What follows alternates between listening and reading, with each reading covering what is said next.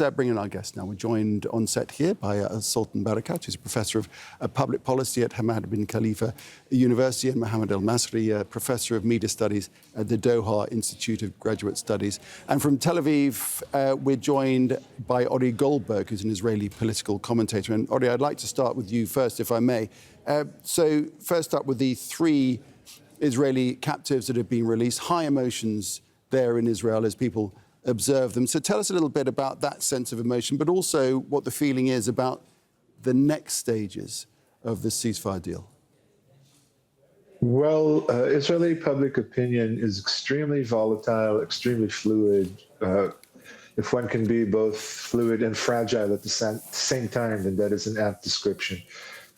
There's, again, constant harping on the vileness of Hamas and the cynicism and what Israeli media calls the psychological terrorism of these ceremonies held at the freeing of the hostages, of the captives.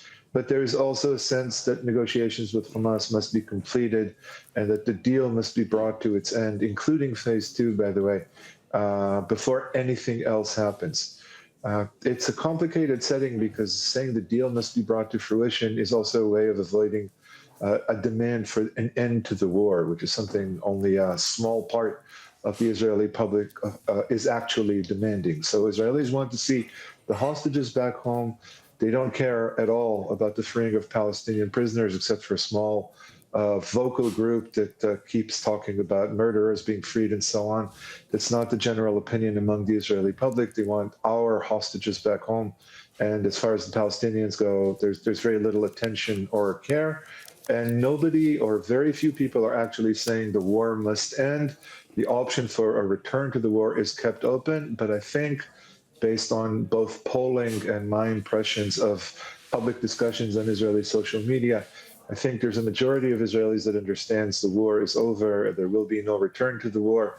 There are a lot of options being bandied about. There's a lot of talk about discreet conversations between Prime Minister Netanyahu and President Trump.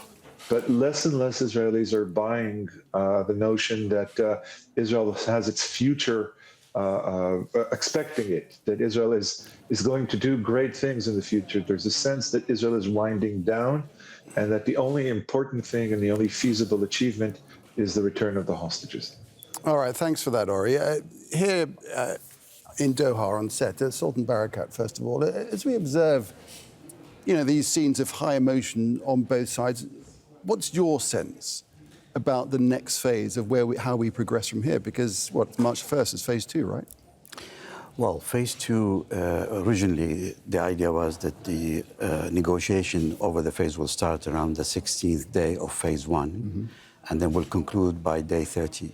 Now, this is unlikely to happen because of Netanyahu's visit to Washington and the very delusional proposal made by President Trump, and the delays that were associated with that, and the way Hamas have reacted to Israel not meeting the terms of the deal.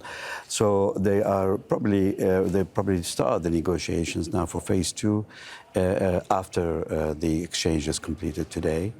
Hopefully by tomorrow they should be around the table talking about this again. Yeah, and Mohamad, so what's your sense on that front, and how optimistic can you be? Well, it's difficult to say right now. The Israeli regime has been adamant that they, from the start of the war, that they want to finish off Hamas. And I think there's an unstated goal, which is, I think they'd like to really render Gaza completely unlivable in hopes that the Gaza Strip will be depopulated. And I think there's maybe renewed hope because of some of the things that Donald Trump has been saying from Washington, D.C.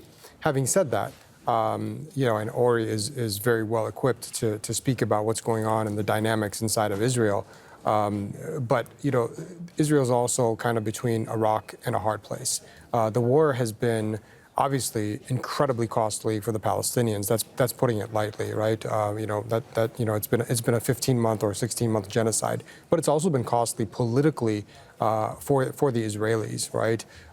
There's a growing sense of fatigue among reservists. There is a growing fatigue inside just the citizenry more generally. There have been huge economic costs. And there's the elephant in the room, which is that in 15 months of very aggressive war, Israel was not able to accomplish what it wanted to accomplish militarily. That's beyond obvious at this point. So it begs the question, will Netanyahu be willing to go for this next round of war, or is he going to be the adult in the room and say enough is enough? But it really does come down to the Israeli and the American position. We already know that the Palestinian side wants an end to the war. We're waiting on how serious the Israeli side is. Right. A little bit earlier, we were talking about Palestinian prisoners being released and how some have gone straight to hospital. I have to say that Israel uses the unlawful combatants law enacted in 2002 to hold Palestinians from Gaza for an unlimited time without judicial review. And this law defines an unlawful combatant as a person who has participated, either directly or indirectly, in hostile acts against Israel. And the detainee is not entitled to prisoner of war status under international humanitarian law. And the law allows for indefinite detention for renewable periods without evidence or trial. And the law legalizes incommunicado detention, which means the person is denied access to family members, to a lawyer, or even a doctor in some cases. It also contains even fewer protections for detainees than the limited protections granted under administrative detention orders in the occupied West Bank. So, Sultan, on this front, I have to say that is not just as a result of this war now in Gaza. It's something that Palestinian prisoners have been suffering for decades. Well, Israel, obviously, as a sovereign state, has the right to come up with whatever laws it wishes, but it doesn't mean that this law goes along with international norms and laws. So clearly there are, like many laws that are passed in Israel, they're designed to reinforce occupation, to facilitate colonialism, to suppress the Palestinians. That doesn't mean that they're internationally legal or binding. They use it as an instrument, whether it is to take properties of the Palestinians or to imprison them. These are all tools that are available to them.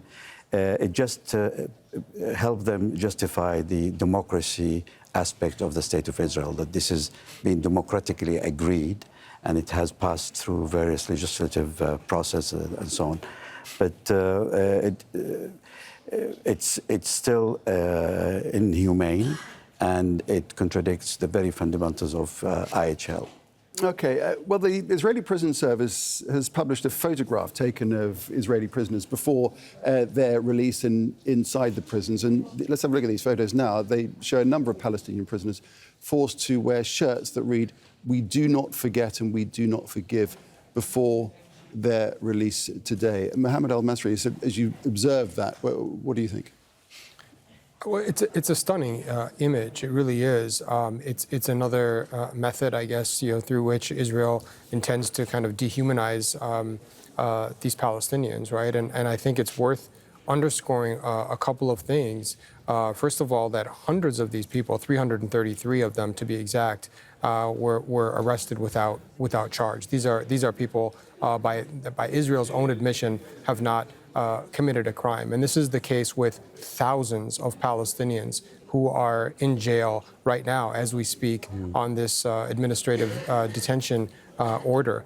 Israel does this, to intimidate Palestinians, but also because it knows that at some point they might need to use Palestinian prisoners or hostages, it could be a word that we might use for some of these folks, as bargaining chips at some point in the future. So this is long-standing Israeli policy. The second thing that I wanted to note really quickly is that these folks are treated horribly inside Israeli prisons. In fact, and I made this point in an earlier interview, but B'Tselem, which is a leading Israeli human rights group, put out a report just a few months ago called "Welcome to Hell."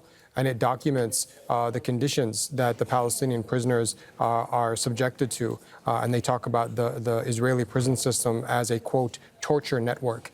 And we would be here for an awfully long time if I started to list off all the ways in which these Palestinian prisoners are tortured. So this image just underscores even more dehumanization.